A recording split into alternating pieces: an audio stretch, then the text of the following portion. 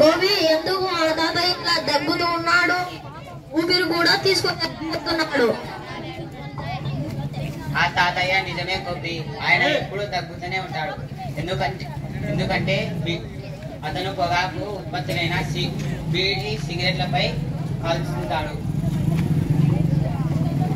పొగాకు ఉత్పత్తులకు తాతయ్య దగ్గుకు సంబంధం ఏంటి? సంబంధం ఉంది. బీడీ సిగరెట్లు మన శరీరంలో పొగను బీడీ సిగరెట్లు తాగడం వలన వాటి పొగ మన శరీరంలో ఊపిరితిత్తుల చేరి ఒక పొరలాగా ఏర్పడి వాయు మార్పిడి జరగకుండా మరియు ఆక్సిజన్ అందకుండా చేస్తుంది. ఆక్సిజన్ అందకుండా దగ్గు వస్తుందా? మన శరీరానికి అవసరమైన ఆక్సిజన్ ఊపిరితిత్తుల ద్వారా అందుతుంది.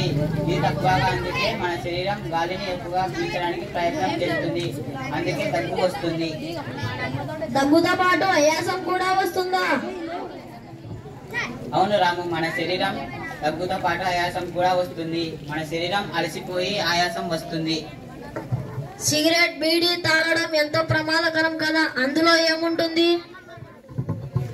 అవును, ప్రమాదకరమే. ఎందుకంటే నికోటిన్తో పాటు 7,000 రసాయనాలున్నాయి. పొగ తాగడం క్యాన్సర్ కు కారణమవుతుంది. ఇంకా ఇతర లక్షణాలు ఏమిటి?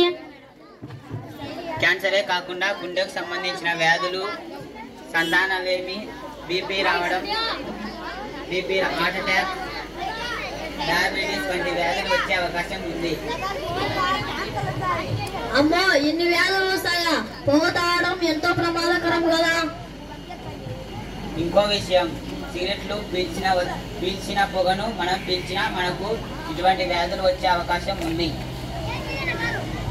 అందుకే అన్నారు పెద్దలు, పొగ తాగడం ఆరోగ్యానికి హానికరమని. అవును, నిజమే. అయ్యో, పొగ తాగడం వల్ల ఇన్ని రోగాలు వస్తాయా? ఇన్నాళ్ళు ఈ విషయం తెలియక ఆరోగ్యాన్ని పాడు చేసుకున్నాను. మీరు చిన్న పిల్లలైనా కలిగించారు. ఇప్పటి నుంచి నేను బీడీ సిగరెట్ ముట్టనని శపథం చేస్తున్నాను.